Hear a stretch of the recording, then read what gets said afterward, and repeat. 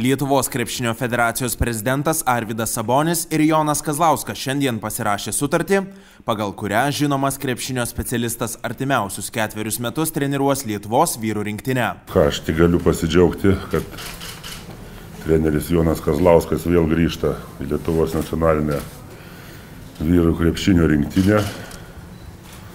Tai yra, nežinau, vienas iš geriausių turbūt mūsų šalies trenerių. Gudrus strategas, autoritetas, manau, žmogus, kuris galės sujungti, sakysim, dabar tą kartų kaitą ir išspausti viską, kas galima ir pastatyti šitą visą, kaip aš sakau, traukinį ant gerų vėžių. Jonas Kazlauskas prie Lietuvos rinktinės vairo sugrįžo po 11 metų pertraukos.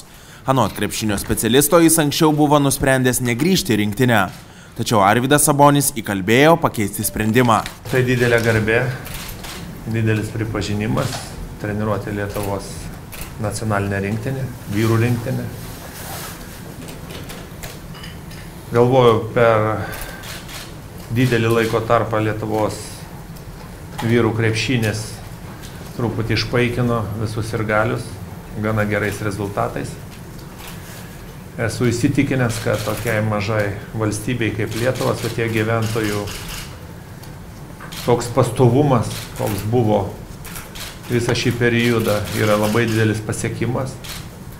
Čia dabar nesigilinsiu, bet galvoju, kad pirmiausia tai treneriai, kurie dirba su jauniausioje grandyje, dirba labai šauniai. Be jų nebūtų galimas toks stabilumas. Ir iš kitos pusės, šį kartą jau žinau, kur einu, žinau, kas laukia. Suprantu, kad situacija bus pakankamai sudėtinga. Kažkada susidūriau su tokia, kai 96 metais mūsų žymiausi krepšininkai baigė karjerą rinktinėje.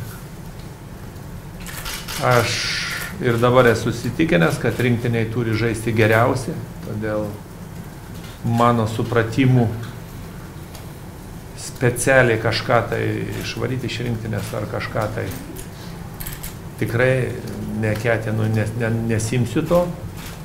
Iš kitos pusės turim daug gražaus jaunimo, kuriam reikia sudaryti labai gerus šansus ir patikrinti, ką jie gali eigoje. Tam yra visa eilė įvairiausių turnyrų, kurios reikės organizuoti ir atliktą darbą. Nu ir kaip galima geriau sujungti, kaip sakant, patirtį ir jaunystę. O kad keičiasi komanda, kad ateina kita karta, tai per šį olimpinį ciklą jinai bus neišvengiama.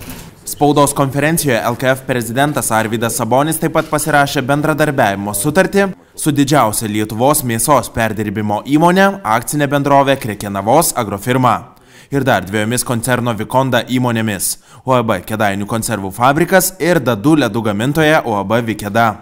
Pasirašymo ceremonijoje šias įmonės atstovavo koncerno Vikonda generalinis direktorius Linas Grikšas. Vikondos vadovas LKF prezidentui ir Jonui Kazlauskui įteikė po įspūdingo dydžio Krekenavos agrofirmos gaminį kumpį. Aš tik pasidžiaugti galiu, kad prie mūsų rėmėjų komandos dar prisideda vienas narys ir tai pagerės turbūt mūsų Lietuvos krepšinio populiarinimą ir vystymasi. Kad linkiu sėkmės ir dėkoju. Mums irgi didelė garbė pasirašyti sutartį su federacija ir dalyvauti istorijos kūrime, kurie kiekvienam lietuviui yra iš tikrųjų labai svarbi. Kad tai būtų pergalių medis ir jisai nevysta ir šitie kamuoliukai visą laiką žydi.